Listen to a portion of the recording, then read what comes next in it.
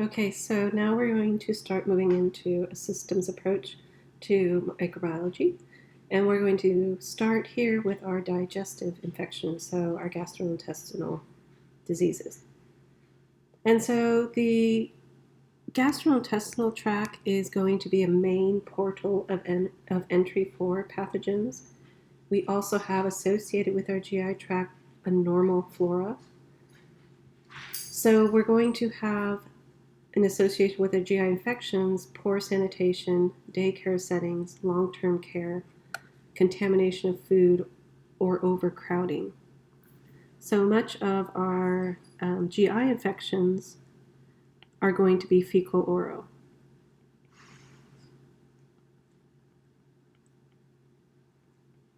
And they're going to be associated with our poor sanitation,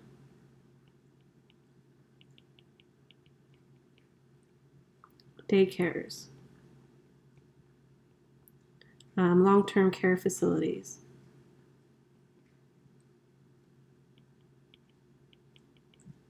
food handling,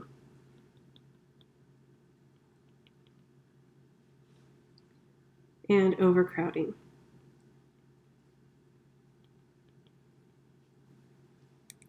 Now, with respect to our actual pathogens, they are all going to be, for bacteria, are going to be gram-negative.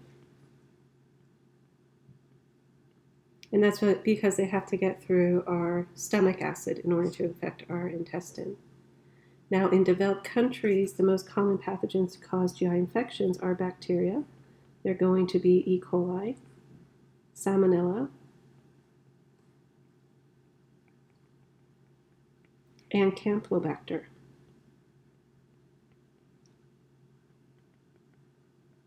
Now, in developing countries, they're going to be Vibrio cholera, and this is going to be transmitted by water, and so it's fecal-oral. In developed, this is going to be by shellfish.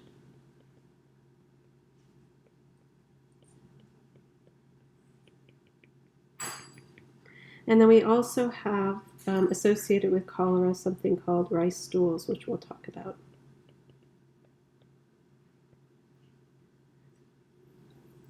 Now, again, in underdeveloped countries, the most common cause is going to be Vibrio cholera. Developed countries are going to be mostly associated with food, not with water. And so here's just a list of our common bacteria that are going to be associated with gastrointestinal diseases. We have Campylobacter, E. coli, Salmonella, and Shigella that are all going to be gram-negative. And so these are going to be associated with colonizations. And then we have our Staph aureus, which is going to be gram-positive, and this is going to be an intoxication. So no organism is going to be present for a Staph aureus infection. So with our sources of contamination, we are going to have undercooked chicken for Campylobacter.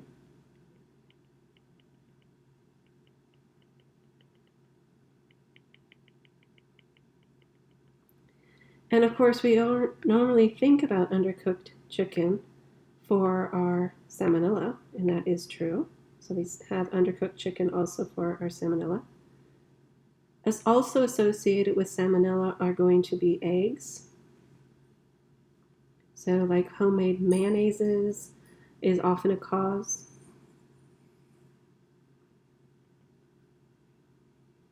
And so with E. coli, of course, this is going to be undercooked beef.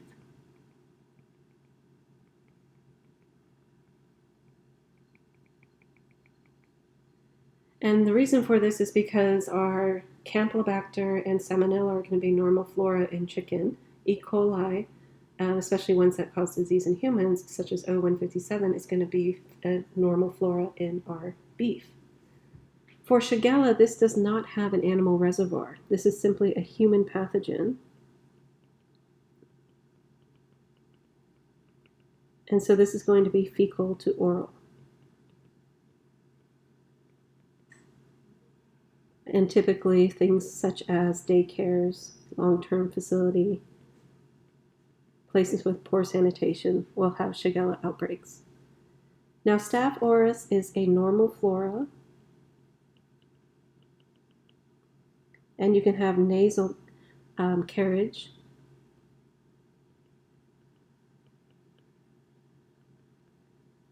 And Staph aureus being a gram-positive cannot cross the stomach acid, and so this is going to be mostly food contamination.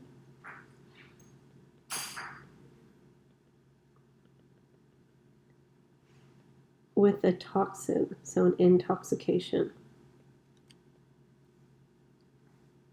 Now, transmission is going to be consumption of food.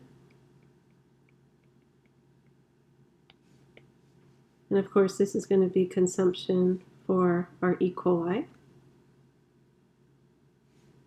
And we're going to have consumption of our salmonella.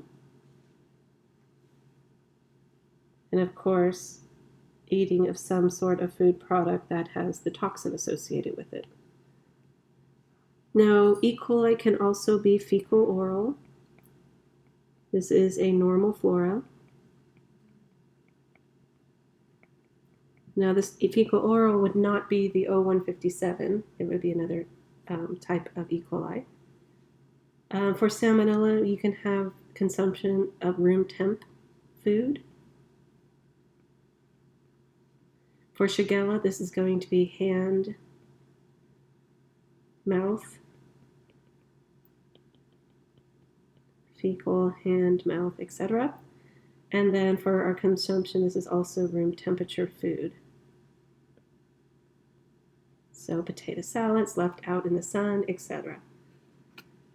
Now the result of this is going to be a gastroenteritis.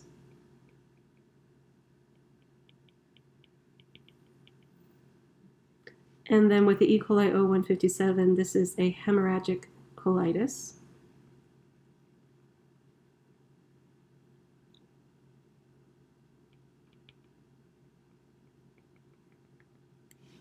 This can also lead to kidney failure. It's a very severe infection with the O157. And then as far as our Salmonella and Shigella, these are also going to be gastritis. And then with respect to our staph, it's going to be an intoxication. And so this means fast, abrupt onset, and then quick offset. And it's because it depends how much of the toxin you actually ate to how long the symptoms will last. Because once the toxin is gone, there's no bacteria to make more, so the disease is gone. Okay, so now let's just talk very briefly about nosocomial infections and opportunist infections with respect to GI. So for nosocomial infections, Clostridium difficile is going to be very important. It is known as the antibiotic colitis. And so this is associated with antibiotic use.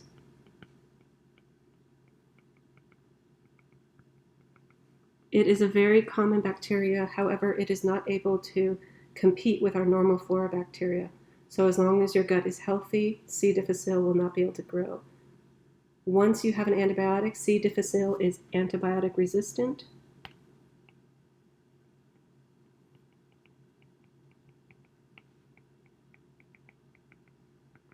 And so the antibiotic resistant C. diff can now grow because your normal flora that is not antibiotic resistant gets wiped out by the antibiotics.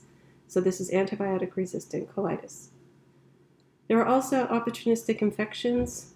So for AIDS patients, for example, you can have CMV colitis. You can have Mycobacterium avium.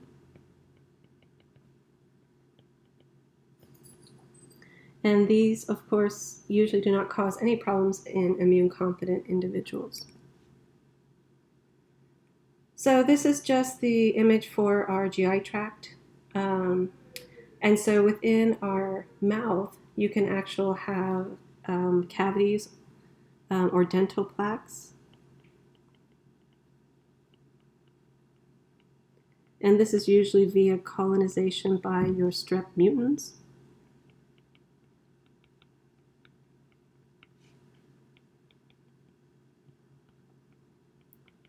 Because it can bind the dental pellicle, which is a protective covering over your teeth. Now, there are some things that are, of course, protective. We have our low pH of the stomach, which is going to destroy many bacteria, our gram negatives, and our capsid viruses,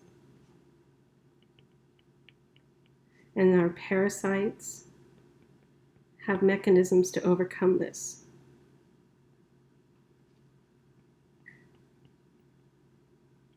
So these are going to be able to overcome the stomach pH.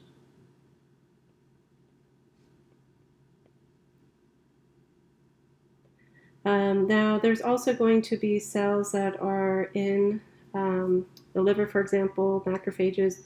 The liver filters the blood that comes in from the bowel area. And so these Kupffer cells are also going to be able to pick up anything that comes in and try to destroy them. Normal flora are going to take up space, and so those are not going to allow things like Clostridium difficile to colonize. Now, in a person who is debilitated, you're going to have some things that make them more predisposed to getting an infection. You have sometimes a decreased saliva production due to a significant tooth decay. You can have reduced stomach acidity, which decreases the number of organisms that actually have to pass through the stomach. Portal vein may not go through the liver and instead may enter the lymphatics, and then from there it can move on and disseminate. And then antibiotics are, of course, going to destroy the normal flora and allow for other potentially pathogenic bacteria to colonize. Now, for our GI infections, we have two overall groups. We have our endogenous, and we have our exogenous. So for our exogenous, this comes from outside the body. And our endogenous is going to be our normal flora. So, for example, we can never be colonized with Vibrio cholera. That can never be part of our normal flora. So the presence of Vibrio cholera would indicate that it is the cause of a disease. So exogenous infections are, again, going to be brought in from the outside. Most commonly with your gut infections is going to be from contaminated food or water. There are also hospital-acquired environments which you can have normal bacteria in the environment move in, such as C. difficile. We could have other bacteria such as H. pylori, which is transmitted oral-oral or fecal-oral, and that can cause an exogenous infection of your actual stomach. And we'll talk about how H. pylori does that. Usually these exogenous infections are going to cause nausea and vomiting within 6 hours of being transmitted. Here is a list of all our lovely exogenous infections. And so again, we have our Campylobacter, which came from our chicken. We have our Salmonella, which also comes from our chicken.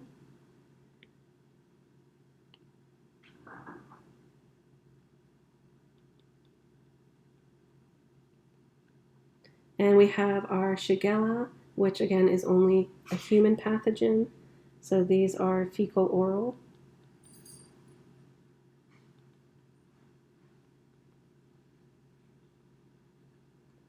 We're going to have our E. coli O157, and this comes from, of course, meat.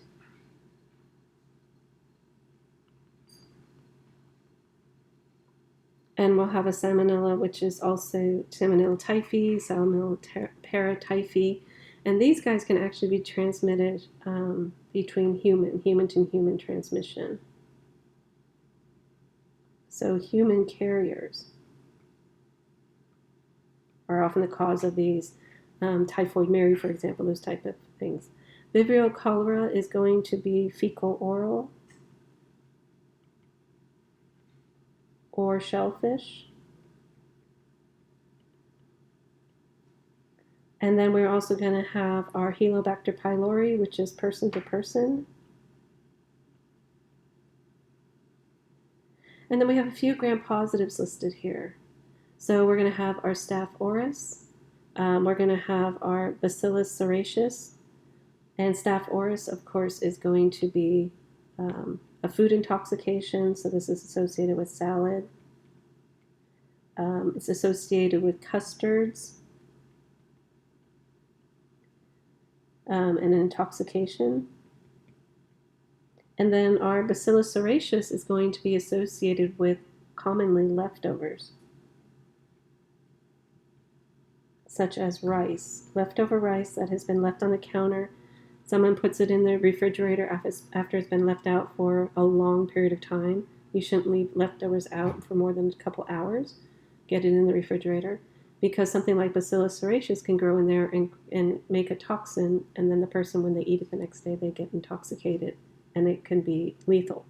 Now, Clostridium difficile is gram-positive negative. It kind of goes back and forth, and this is associated again with antibiotic-associated diarrhea. Now, diseases associated with these guys are going to be watery diarrhea,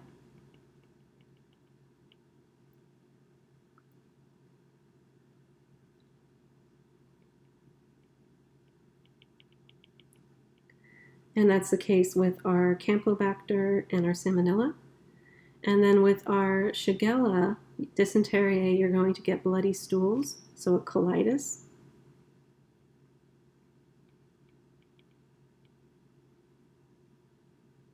And Shigella also has mucus.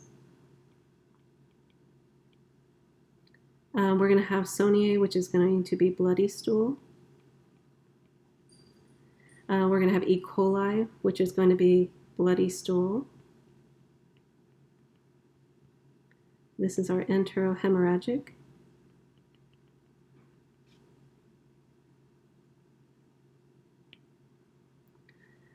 For our Salmonella, Typharium and Typhi, again, watery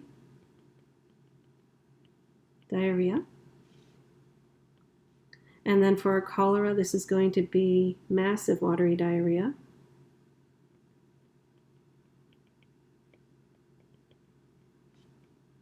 And this has our rice stools. Looks like grains of rice in them. Staph aureus is going to be intoxication, so both of these are intoxication. We have Helicobacter pylori, these are ulcers.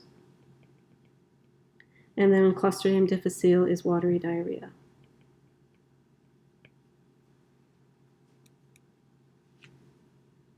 Now, endogenous infections can be part of the normal flora. We can have strep aureus. Strep aureus, it can also be exogenous. For example, if you go to a picnic and somebody else made the potato salad and you get sick, that would be the Staph aureus from someone else when they prepared the potato salad. Enterococcuses and streptococcus can also be in endogenous infections. So, sometimes dental diseases can also disseminate and cause diseases. You can also get abscesses form or infection of the lower bowel as well as the liver and appendix. So endogenous infections, for example, are going to be associated with different strep species, and these can lead to dental caries, dental abscesses. Provotella can also lead to a dental disease, Fusobacterium, dental diseases, periodontitis. And then in the intestine, you can have Streptococcus, Enterococcus, are different E. coli's, normal flora E. coli's, Klebsiella, etc. And they're all going to cause pretty much the same exact type of diseases. Diverticulitis, appendix, abscesses, your liver, biliary system, sepsis, or a periodontitis. Now, clinical symptoms are going to be diarrhea,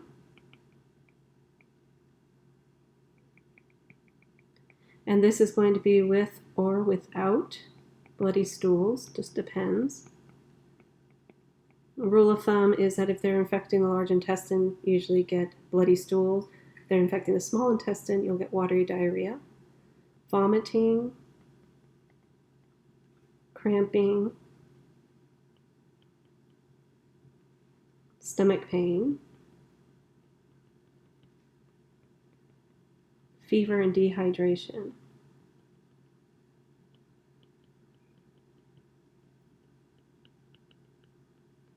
And with some of our parasites, you can get malnutrition.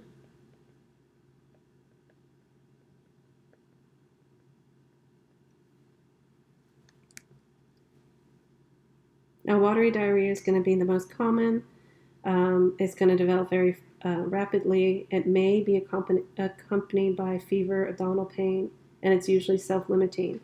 So what's important to understand about GI infections is that they're mostly going to be supportive care that's going to be given to keep up fluids and electrolytes and those type of treatments. Dysentery is going to usually involve a smaller volume of diarrhea than watery diarrhea. Usually it's going to contain blood and pus, or Shigella, or E. coli will do this. Little vomiting is associated with this. Again, these are primarily in our large intestine. It's going to cause a colitis. The damage is usually in the colonic mucosa, and that's where you get the blood from that's seeping into the colon. And again, these are not going to have as much water loss, but these are going to tend to be a little bit more longer in duration than our small intestine diseases. Another symptom is an enteric fever. It's a systemic fever, so you can get an infection that can become systemic. This is typically going to be days. Diarrhea is mild until late in the infection, and the pathogenesis usually is going to require penetration. So Salmonella typhi, for example, will penetrate your epithelial layer and cause an infection.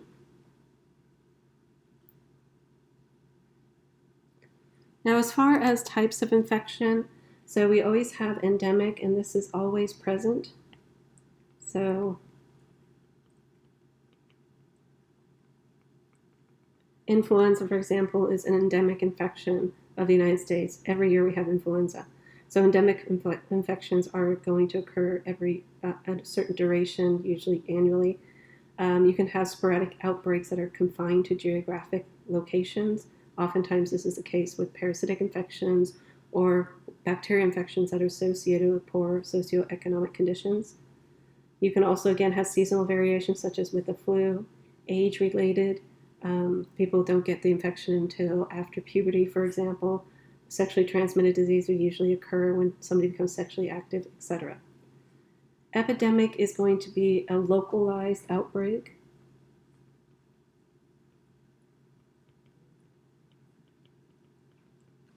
And so these are going to be associated with regional, national, international populations. Most of the times, all of these are always going to be a public health failure.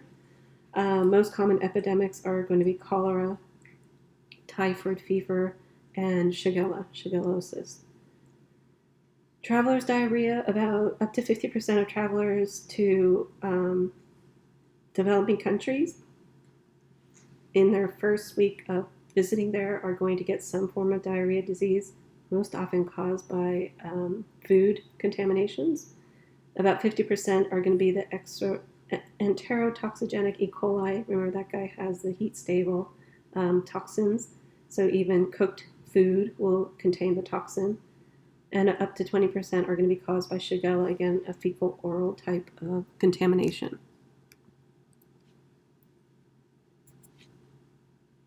Now, another type of infection is going to be food poisoning.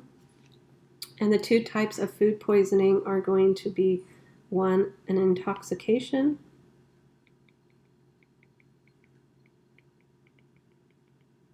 or a colonization.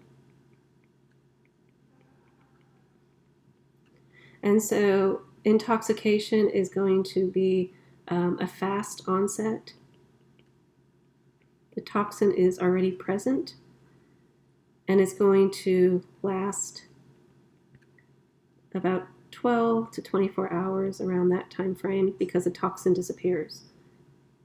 Colonization is going to be slower onset, the pathogen has to make the toxin, and it's going to be plus 12 hours to days. So it's going to be a longer duration because the bacteria is still there, can still keep producing its toxin until it's eliminated. Some sources of food poisoning, again, we have our Campylobacter, contaminated chicken. We have our E. coli, which is going to be foodborne, or you can get this by children visiting farms, for example, on an outing, and they don't wash their hands before they eat lunch at a picnic table, and they were handling farm animals. Salmonella enteric is going to have the eggs, so anything using raw eggs, mayonnaise, etc. Shigella, again, fecal oral, and Staph aureus is going to be a nasal carriage in a cook. So somebody's making a salad and they carry Staph aureus, and the Staph aureus gets into the food. It's going to make its toxin while the food is sitting on the counter, and then when people eat it, they get intoxicated. And then we also have nosocomial infections, and so these are acquired in the hospital. They're usually going to be traced back to employees or contamination of food that occurred outside the hospital. So people always ask, why can't I bring my parent their favorite meal while they're in the hospital?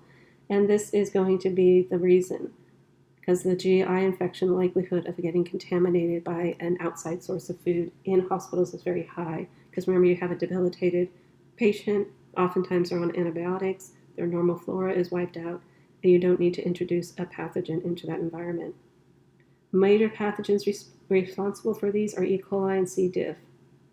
C. diff is going to account for 90% of nosocomial GI infections. And again, if you are going to remove the antibiotic treatment, you are going to, the symptoms will subside because the normal flora will move back. You're going to get mild diarrhea, and it can involve the colitis. And this colitis can also arise after antibiotic treatment has stopped. So important to note, supportive treatment is the key for GI infections. However, there are some infections that might require more invasive strategies, such as that by E. coli O157. So E. coli O157 can result in renal failure. That's how people typically die from this infection, and it can require dialysis or actual kidney transplant. So really quickly about gingivitis and periodontitis. So remember, the mouth is a portal of entry.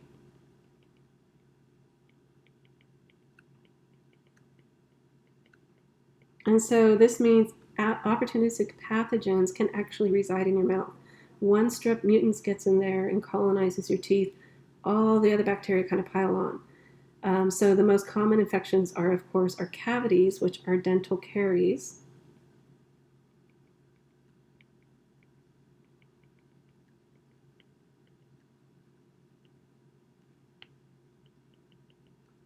And also gum disease.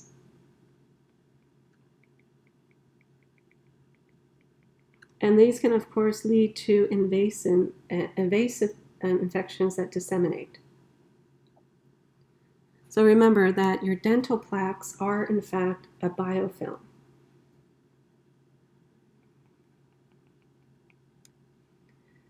And so dental plaques are going to cause gingivitis and periodontitis. And the hazards are going to be with our immune compromised individual.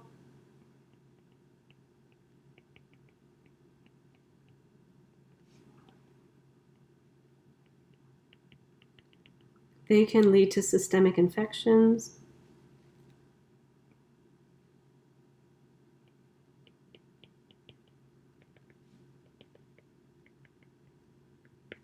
And these can also be lethal infections in leukemia patients.